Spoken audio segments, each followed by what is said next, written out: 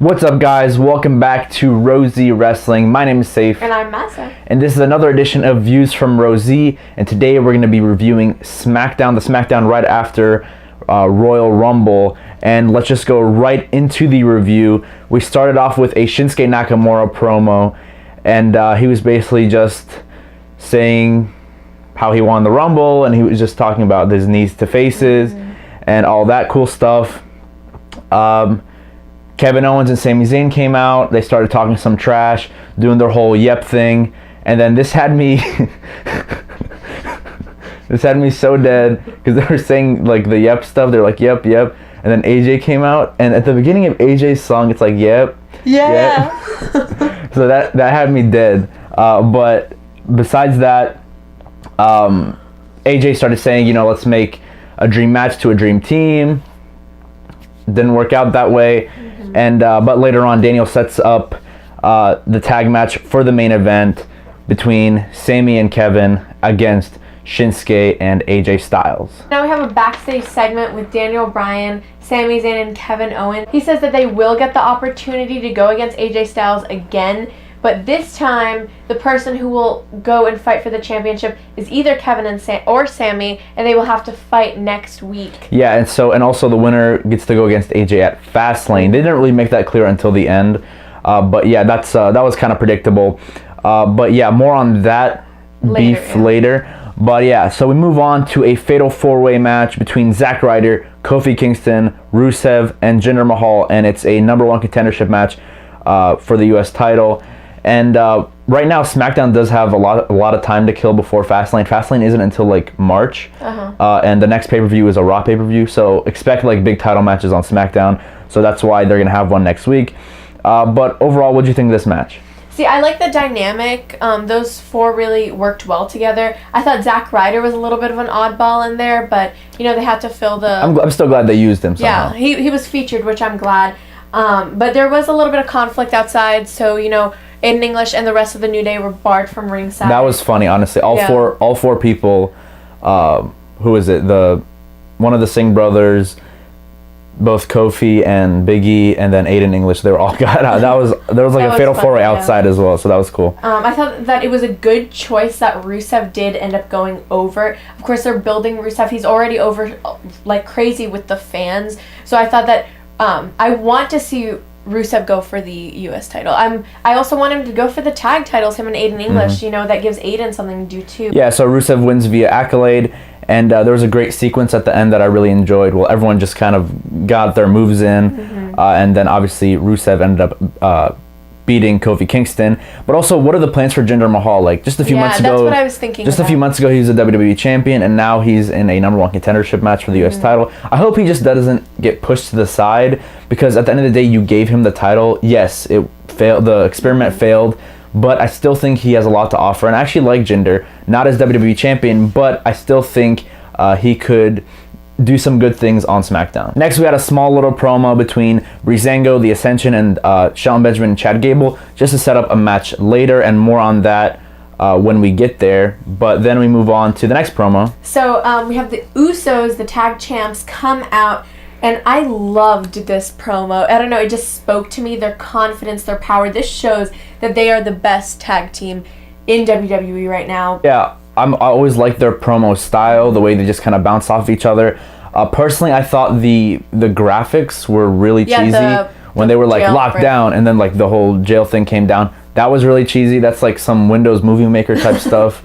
But yeah, so that wasn't really my thing. But the promo was good, and at the end, the Bludgeon Brothers came out, and they're gonna build up between the Bludgeon Brothers and the Usos. Hopefully they wait off until WrestleMania, because that's the WrestleMania match I want to see, because I'm a big fan of Luke Harper. Eric Rowan's pretty good too, and the Usos are my favorite tag team, so that's something I want to see at Mania. Hopefully they build up to that. But yeah, then we move on to the Bludgeon Brothers against Enhancement Talent, and actually one of the jobbers that was going against the Bludgeon Brothers is Drew Gulak's brother. Really? Yeah, and they were back in CZW, they were a tag team called the Amazing Gulaks. I think that was pretty cool. I just found that out today. But this was just easy money squash match for the Bludgeon Brothers, and hopefully they go on to bigger and better things. After that, we have a promo with Daniel Bryan talking about this new SmackDown Top 10 where the locker room is going to be voting on the top 10 wrestlers based on, there was a bunch of different criteria. I have no idea what this means for anything. Like, what if you get number 1? What if you get number 10? So I don't really know. I don't know if this is kayfabe or they're actually going to be voting, because everyone's just probably going to vote for their friends. I'm interested to see what happens, but I just wanted to mention that. And next we have a Shane McMahon, Ty Dillinger, and Baron Corbin promo. So you can clearly see that there's tension between Ty Dillinger and Baron Corbin, so this kind of builds to a match later. So next we move on to another promo. It's a pretty promo-heavy night. Yeah, I was about to say that. There's less matches than there were on Raw, which it is 2 hours compared to 3, but I was a little bit surprised. There wasn't that many matches, but especially in the first hour-ish. But yeah, so Charlotte next comes out and has a promo. Just basically starts talking, nothing really of importance. The Riot Squad come out, and one of the things Charlotte mentioned actually was that she didn't want to be the champion. She has like this urge to compete, and she wanted to be in the Rumble and stuff like that. And the Riot Squad came out, just started talking trash, started to attack her. I'm guessing Ruby and Charlotte might be what they're going for at Fastlane. And then after that, I'm not really sure what they're going to do with the women's division. Are they going to go Asuka Charlotte? Are they going to go Becky Charlotte? We don't know. But then Carmella comes out. That was absolutely crazy. I actually thought that she was going to cash in, but Carmella actually hit the ref and there was no official. So it actually, like, I thought they were going to pull another Baron Corbin on us, that it goes away. But this is the first ever Money in the Bank for women, so I don't think that that would be very stupid if they did that. So I'm okay with her still keeping it. You know, she's maybe not quite ready. She hasn't been featured nearly as much, and when she has, it's been in a big cluster, in a big group. But yeah, I honestly think they should just hold off on that because she's not really getting a reaction. I remember at the Rumble, she didn't get much of a reaction, and she's the holder of the Money in the Bank. So I would not mind if they waited just a little bit, because the next Money in the Bank isn't until July, so they could still hold off.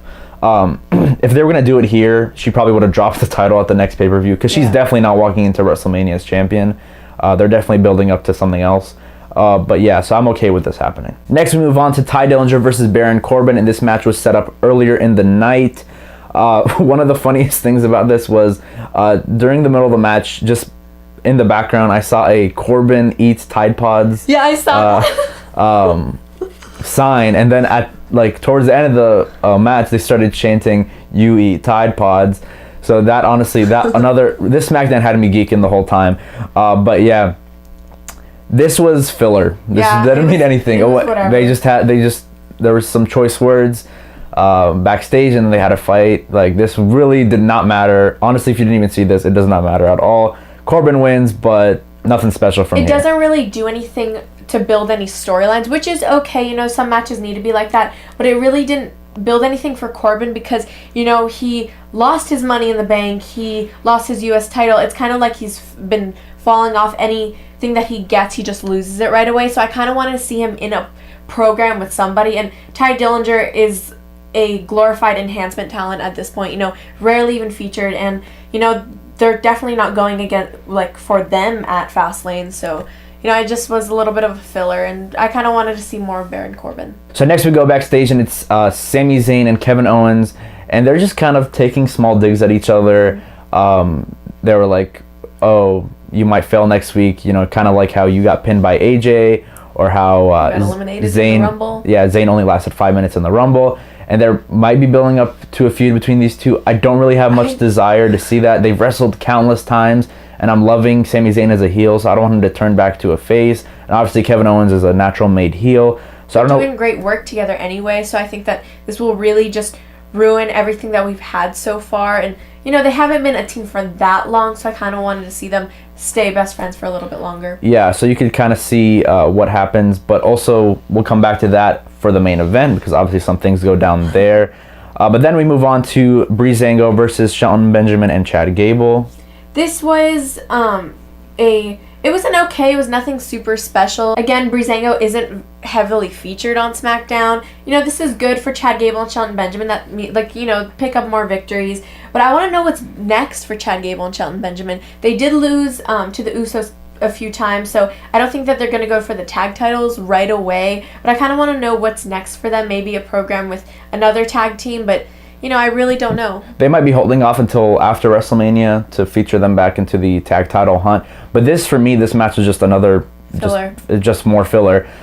Backstage segment leads to a match, really doesn't have any consequences. And this is why SmackDown has been not that good the past few months. And Raw has really been dominating. So the main event of SmackDown is AJ Styles and Shinsuke Nakamura versus Kevin Owens and Sami Zayn. You can clearly tell that there's tension between Sami and Kevin. At first it was just slight arguing to shoving to just full on almost about to fight each other. And the small little mistakes, like accidentally pushing your partner turns into a big fight. Yeah, Sami ended up leaving halfway through the match. He came back. And then at the end, Kevin accidentally hit him, and then he was just like, forget it, I'm leaving, which, that basically made it a handicap match, and then AJ and Shinsuke ended up winning. Yeah. And afterwards, Sami does have a promo with Renee Young, and he was just saying that he's still best friends with Kevin, but, he's had his opportunities, now it's time for me to take mine. I actually do want Sami to win, though, because Kevin and AJ did have loads of matches last year in the summer. So I think it would be different. Also, it would be really good for Sami to be in the main event of Fastlane. Maybe I know it's not the biggest pay-per-view, but still main eventing with AJ is a big deal. So that's it for our SmackDown review. Overall, there was a lot of filler, really promo heavy, not much great in-ring action, unlike Raw, which really had a lot of stuff that was impressive in the ring. And tell us what you thought in the comment section below of this SmackDown.